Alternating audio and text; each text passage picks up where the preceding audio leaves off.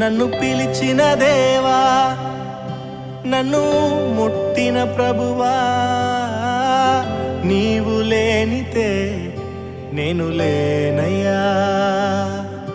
నే జీవించునది నీ కృప, ఎదుగించునది నీ కృప, హెచ్చించునది నీ కృప మాత్రమే. నే జీవించునది నీ కృప, ఎదుగించునది నీ కృప, హెచ్చించునది నీ కృప మాత్రమే.